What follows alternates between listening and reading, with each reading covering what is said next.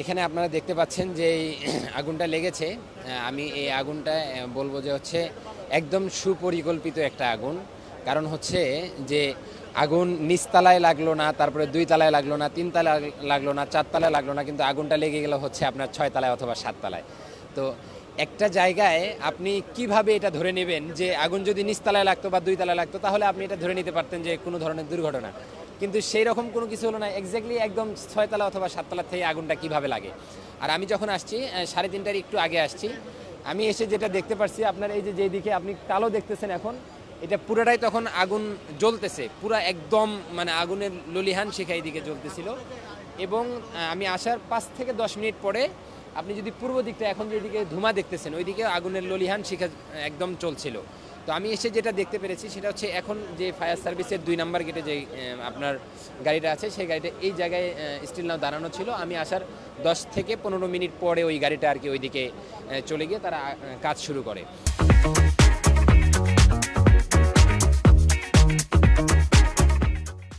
তো এখানে এই আগুনটা নাম্বার 1 হচ্ছে এটা একদম আপনার এক্স্যাক্টলি আমি 100% ক্লিয়ার হয়ে বলতেছি যে এটা আপনার কোনো ধরনের সুপরিকল্পিত, শুধু পরিকল্পিত না, সুপরিকল্পিত একটা আগুন লাগানো। দ্বিতীয়ত বিষয় হচ্ছে আপনি শুনেছেন যে এখানে একজন আমাদের ফায়ার সার্ভিসের ভাই মারা গিয়েছে। তো এই ফায়ার সার্ভিসের ভাইটা যখন মারা যায়, আমি এখানে এসে যেটা তথ্য পেয়েছি, আসার পরে আমি যেটা শুনেছি, যাদের হাতে ওই ভাইকে উঠাই দেওয়া হয়েছে গাড়িতে, অ্যাম্বুলেন্সে, ওই ভাইয়ের মধ্যে একটা দেশপ্রেম নামে কিছু ছিল। মানে সে চাচ্ছিল যে আমরা আসলে আগুনটা নিভাই। সে রাস্তার মধ্যে আপনার পাইপগুলো নিয়ে দৌড়াদৌড়ি করতেছিল। ইতিমধ্যে এখানে কর্তব্যরত যে পুলিশ ছিল তার উচিত ছিল হচ্ছে যে এখানে আপনার এই যখন আগুনটা লেগেছে একটার সময়, তারপরে তাকে রাস্তাটা ব্লক করে দেওয়া। সে সেটা না করে সে এখানে দাঁড়ানো ছিল। ওই ভাইয়ের উপর দিয়ে ওই ট্রাকটা যাওয়ার কারণে ভাইটা সঙ্গে সঙ্গে জায়গায় ডেড হয়ে যায়, স্পট ডেড হয়ে যায়। ইভেন আপনার ওই পুলিশটা সঙ্গে সঙ্গে এখান থেকে উধাও হয়ে যায়। তো আমি এতটুকুন আপনাদের মাধ্যমে জানাই দিতে চাচ্ছি যে আগামী কালকে ইভেন আপনার আগামী কালকে তো হবে না, সব কিছু বন্ধ, তারপরেও আমরা চেষ্টা করব। এবং হচ্ছে রবিবারে আমাদের রবিবারে যেন গতকালকে যারা এখানে অফিস করছে তারা প্রত্যেকজন আমলা এবং যারা আছে সকলকে আইনের আওতায় আনতেই হবে। আমরা জুলাইয়ের আন্দোলনে যেভাবে সক্রিয় রাস্তায় ছিলাম, আমরা এখনো আছি, আমরা কিন্তু রাস্তা থেকে যাইনি। হ্যাঁ, এটা অবশ্যই হতে পারে, এটা অবশ্যই ধরে নিতে পারেন আপনি। এটা আমাদের দেশের ভাবমূর্তি নষ্ট করার জন্য, এটা স্বাভাবিক, এটা তো আমার বলার কিছু নেই, ন্যাচারাল বিষয় এটা। গুরুত্বপূর্ণ কাগজপত্র বা আসলে আমি যতটুকুন শুনেছি এটা হচ্ছে আমাদের আসিফ ভাই যে আছেন, আসিফ মাহমুদ ভুইয়া ভাই, তার মন্ত্রণালয় এবং হচ্ছে নাহিদ ভাইয়ের এই পুরোটাই আর কি শেষ। তার মানে এখানে থেকে আপনি যেই আপনার আইসিটি বিভাগে যে কাগজপত্রগুলো এগুলো সব শেষ মনে হচ্ছে, যেহেতু আমরা উপরে যাইতে পারিনি। এখন কি দেখছেন ভিতরে ফায়ার সার্ভিসে কি দেখলেন? আমরা আসার পরে ফায়ার সার্ভিস ভাইদেরকে তেমন দেখিনি, কিন্তু এখন দেখতে পাচ্ছি তারা কাজ করতেছে। তবে আমরা যেহেতু এক সাইটে আছি, আমি শুনেছি ওই সাইটে আপনার আরও কয়েকটা ইউনিট কাজ করছে। আপনি হয়তো দেখতেই পাচ্ছেন ওই পারে এখন থেকে ধুমা আসছে, ওই সাইটে আরও কয়েকটা ইউনিট কাজ করছে। ওরা এখন তো আমি ওই পাশে যাইতে পারিনি, আপনিও যাইতে পারেননি, তো ওই পাশের বিষয়টা বলতে পারছি না আর কি। আমার পরিচয় হচ্ছে আমি সার্বভৌমত্ব আন্দোলনের একজন সক্রিয় কর্মী, ইভেন ঢাকা উত্তরের দায়িত্বে আছি এখন। আর হচ্ছে আপনার জুলাই আন্দোলনে রাস্তায় ছিলাম সবসময়, এখনও আছি। ঠিক আছে, ধন্যবাদ। বিদেশ থেকে তো প্রযুক্তি সহযোগিতা। এখন সর্বশেষ আসলে আপনি এখানে কি দেখেছেন, কখন আসছেন, এখন পর্যন্ত কি অবস্থা দেখছেন? আপনার এখানে আসছি আপনার 3:20 থেকে আমি এখানে আসছি। কি অবস্থা একটু বলুন। 3:20 তখন কিন্তু অগ্নিকাণ্ডের ইয়েটা কম ছিল। 3:30 থেকে প্রচুর বাইরে গেছে, আগুনের আগুনের তাপ বাইরে গেছে। কিন্তু ফায়ার সার্ভিস যে ভিতরে ঢুকে ভালোভাবে ওদের কার্যক্রম চালাবে সেটাও পারতেছে না, ভিতরে পর্যাপ্ত পরিমাণ জায়গা নাই। গাড়ি যে ঢুকাবে স্বাভাবিকভাবে কাজ করবে জায়গা নাই। তারপরও সচিবালয়েরও অগ্নি নির্বাপনের ব্যবস্থা আছে, কিন্তু কার্যকর না। ভিতরে কলাপসিক্যাল গেট তালা মারা থাকে, যে ভিতরে ঢুকে স্বাভাবিকভাবে কাজ করবে এবার এটা কোনো সম্ভব না। এবার আমার কথা হচ্ছে এটা একটা সচিবালয় বাংলাদেশের পরিচালিত হয় এখান থেকে, এটা যদি এরকম অনিয়মভাবে হয় তাহলে সারা বাংলাদেশের যে দপ্তরগুলো আছে, বেসরকারি ভবনগুলো আছে, তাদের কি অবস্থা হবে? তাদের কারা নিয়ন্ত্রণ করবে? তাদের জবাবদিহি কে দিবে? সরকারের যদি অবস্থা হয়। আর এটার মূলত আগুন লাগানোর ধরনটা হচ্ছে এটা, আসলে আগুন লাগলো এটা জানতে পেরেছেন আপনি? আমরা আগুন লাগছে তো আপনার একটার পর থেকে আগুন লাগছে। আমরা তো তখন এখানে অত লোক ছিল না, পরে আসছে, খবর হয়েছে আসছে। কিন্তু এটা আগুন লাগার ধরনে মনে হচ্ছে এটা ষড়যন্ত্র, এটা পরিকল্পিতভাবে অগ্নিকাণ্ড। আমার যেটা নিজের ব্যক্তিগত অভিমত, যেটা বিডিআর যেটা তদন্ত কমিশন হয়েছে, ওর পর থেকে কিন্তু বড় বড় ঘটনাগুলো হচ্ছে। বিডিআর ডিজি বাইক পলাইতেছিল, এয়ারপোর্ট থেকে অ্যারেস্ট করা হয়েছে। পরে আবার প্রশাসনের যে ক্যাডারগুলো আছে সবাই রাস্তায় নেমে গেছে ওদের নিজেদের স্বার্থের জন্য। ওদের যদি এত যোগ্যতা থাকে, পরীক্ষা দিতে সমস্যাটা কি? সরকারের চ্যালেঞ্জ করলে ওদের সরকারের চ্যালেঞ্জ অ্যাকসেপ্ট করতে প্রবলেমটা কি? কিন্তু ওই যে মূলত ওরা ওই যে ওই আবেদ খানের প্রশ্ন পাশের দিয়ে ফাঁস করে আইছে। এখন তো ভালোভাবে যদি পরীক্ষা ইন্টারভিউ নেওয়া হয় তো সব ফাঁসে যাবো গা। সাধারণ মানুষ হিসেবে আপনি কি মনে করছেন, ভারতে বসে কি কেউ ষড়যন্ত্র করছে? ষড়যন্ত্র তো সেই 5 তারিখের পর থেকে হচ্ছে। আপনি তো নিজেও জানেন, যারা সংবাদকর্মী আছে সবাই জানেন যে ষড়যন্ত্র হইতাছে। দেখেন না, বাংলাদেশ ওই পারের লোকেরা এখন ওই ষড়যন্ত্রকারীদের, ফ্যাসিস্টদের মুখপাত্র হয়ে গেছে। আমরা ওদেরকে গভর্নমেন্টে চিঠি দিছি আপনাদের আসামি ফিরে দেওয়ার জন্য। ওদের নেতাকর্মী সালা সামুন্ডারাও বলতেছে যে কিসের ফেরত, কিসের কি। তাহলে বুঝে নেন। দর্শক, এই মুহূর্তে আছি বাংলাদেশ সচিবালয়ের যে 7 নম্বর যে ভবনটি রয়েছে, এই ভবনের সামনে রয়েছে। এখানে গুরুত্বপূর্ণ মন্ত্রণালয়, গুরুত্বপূর্ণ নথিপত্র কিন্তু এর ভিতরে ছিল।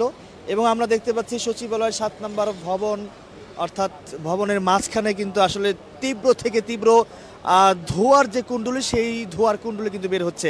এবং এখানে এই পর্যন্ত মোট 20টি ফায়ার সার্ভিস ইউনিট কিন্তু কাজ করছে আগুন নিয়ন্ত্রণে, এমনটি কিন্তু জানা গেছে। এবং এখানে এই আগুন লাগার ঘটনাকে কেন্দ্র করে এখানে অসংখ্য আইন শৃঙ্খলা রক্ষাকারী বাহিনী, অর্থাৎ র্যাবের সদস্য, বিজিবির সদস্য এবং পুলিশের সদস্য এবং পাশাপাশি সেনা সদস্যরা কিন্তু বাংলাদেশ সচিবালয়ের প্রবেশ যে পথটি রয়েছে, সেই প্রবেশ পথে কিন্তু তারা খুব কঠোর অবস্থানেই রয়েছেন।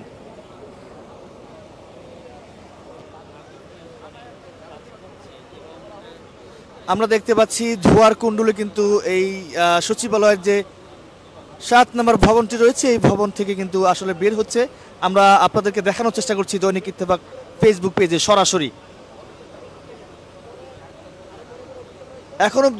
এখন অবধি পর্যন্ত ফায়ার সার্ভিসের পক্ষ থেকে কিন্তু বলা হয়নি কিভাবে আগুনের সূত্রপাত হয়েছে, আসলে কি কারণে আগুন লেগেছে এই 7 নম্বর ভবনে, এখন অবধি পর্যন্ত কিন্তু জানা যায়নি। দর্শক, এখানে সাধারণ মানুষ যেটা বলছিলেন যে এটা সম্পূর্ণ পূর্ব পরিকল্পিতভাবে কিন্তু এই দর্শক আমরা দেখতে পাচ্ছি 7 নম্বর ভবনে কিন্তু এই সাইড থেকে কিন্তু আবারও আগুনের যে লেলিহা, সেটি কিন্তু আসলে ধাউ ধাউ করে জ্বলছে। আমরা আপনাদেরকে দেখানোর চেষ্টা করছি, এই সাইড থেকে কিন্তু আবারও আগুন কিন্তু এই জ্বলছে।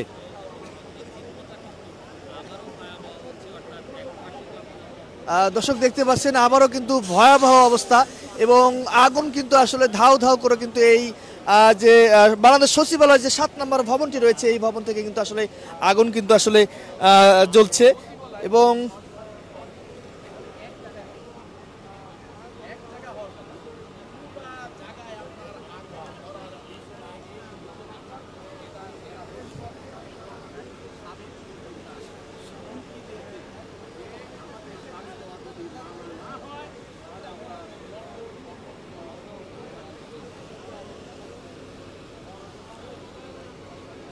দর্শক আবারও কিন্তু আসলে এই যে 7 নম্বর যে ভবনটি রয়েছে, এই ভবনের ঠিক মাঝ বরাবর অর্থাৎ পশ্চিম পাশে আবারও কিন্তু আগুন কিন্তু ভয়াবহ অবস্থা কিন্তু আমরা দেখতে পাচ্ছি। এবং ওই পাশটিতে ফায়ার সার্ভিসের কর্মীরা কিন্তু আসলে পানি দিচ্ছেন এবং আগুন সম্পূর্ণ নিয়ন্ত্রণে আনার চেষ্টা করছেন। এবং এর পাশাপাশি পানি দেওয়া মাত্রই কিন্তু আমরা দেখতে পাচ্ছি যে এখানে আগুনের যে ধোঁয়ার যে কুণ্ডলী, সেই কুণ্ডলী কিন্তু বের হচ্ছে এবং এই পাশটিতে আগুনের কুণ্ডলী কিন্তু বের হচ্ছে। আমরা সেটি কিন্তু আপনাদেরকে দেখানোর চেষ্টা করছি।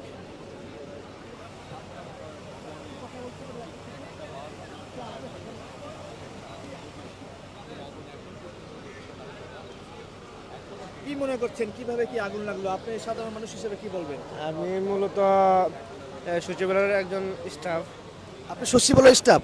দর্শক, আমরা এই মুহূর্তে রয়েছি বাংলাদেশ সচিবালয়ের যে 7 নম্বর যে ভবনটি রয়েছে এই ভবনের সামনে রয়েছে। আমি যার সাথে এখন কথা বলবো তিনি একজন এই বাংলাদেশ সচিবালয় স্টাফ। তার কাছ থেকে জানার চেষ্টা করবো কিভাবে কি আগুনের সূত্রপাত হয়েছে বা কিভাবে কি আগুন লাগলো।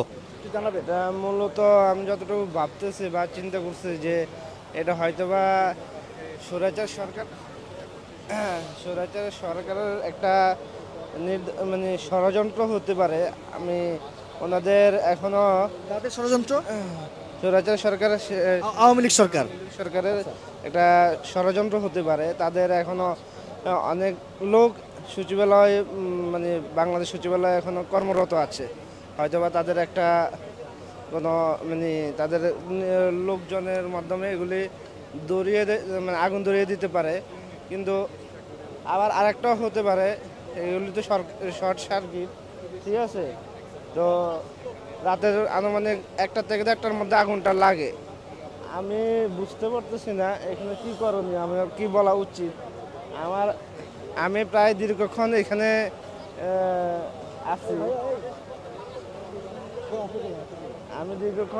আছি কিন্তু দাফে দাফে যেভাবে আগুন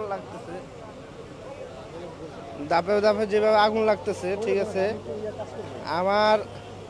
আমার মন হচ্ছে না এটা শর্ট সার্কিট থেকে আগুন লাগতে পারে। আমার মনে হচ্ছে না এটা শর্ট সার্কিট থেকে আগুন লাগতে পারে, ঠিক আছে। হয়তোবা কোনো ষড়যন্ত্রমূলক এখানে করা হয়েছে তাদের। ফায়ার সার্ভিসের কর্মীরা কখন আসছে? হ্যাঁ, ফায়ার সার্ভিসের কর্মীরা যথেষ্ট পরিমাণে হেল্পফুল ছিল। ওনারা মানে আগুন লাগার সাথে সাথে মানে যতটুকু সময় লাগার প্রয়োজন ততটুকু সময়ের মধ্যে ফায়ার সার্ভিসের লোকজন চলে আসছে। হ্যাঁ, একজন ফায়ার সার্ভিস কর্মী আহত হয়েছে। ওনাকে অলরেডি হসপিটালে নেওয়া হয়েছে, উনি এখন চিকিৎসাধীন অবস্থায় আছে। ঠিক আছে, আমি সচিবালয় একজন সাধারণ স্টাফ, ঠিক আছে। আমি এখানে কর্মরত আছি, বাংলাদেশ সচিবালয়ে আছি। দর্শক, এই মুহূর্তে আছি বাংলাদেশ সচিবালয়ের 7 নম্বর ভবনের সামনে। আপনাদেরকে দেখানোর চেষ্টা করছি এখানকার সর্বশেষ অবস্থা।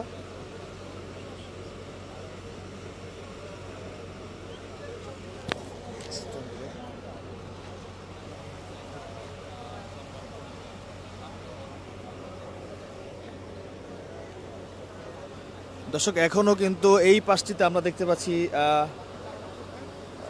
ধাউ ধাউ করে কিন্তু আসলে এই পাশটিতে আগুন জ্বলছে, ভবনটি জ্বলছে।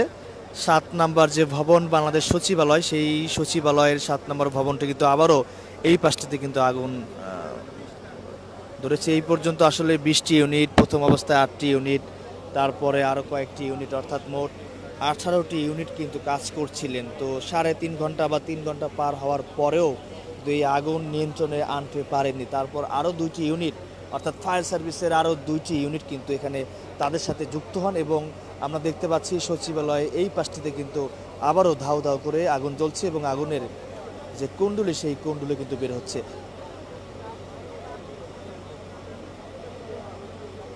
আমরা আরও কয়েকজনের সঙ্গে কথা বলার চেষ্টা করব, সাধারণ মানুষ কি বলছে সেটি আপনাদেরকে আসলে জানানোর চেষ্টা করব।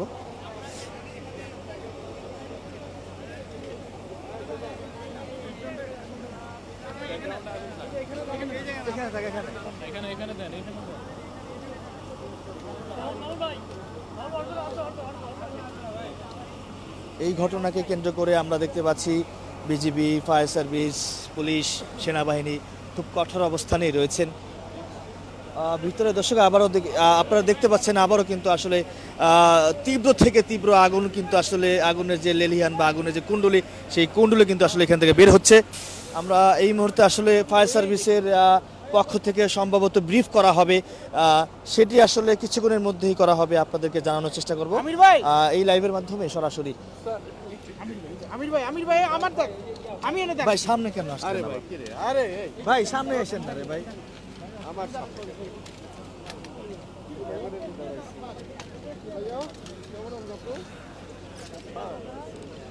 ফায়ার সার্ভিসের সম্ভবত ফায়ার সার্ভিসের পক্ষ থেকে আসলে ব্রিফ করা হবে। আমরা আমরা এই পাশটিতে দেখতে পাচ্ছি আসলে আগুনের যে আগুন কিন্তু এখনো এক পাশ কিন্তু আসলে আগুন জ্বলছে, এক ভবনটি কিন্তু জ্বলছে এবং অন্য পাশটিতে ফায়ার সার্ভিসের কর্মীরা কিন্তু আসলে আগুন নেভানোর চেষ্টা করছে। এখন অবধি পর্যন্ত পুরোপুরি এই আগুন নিয়ন্ত্রণে আনতে পারেনি ফায়ার সার্ভিসের কর্মীরা।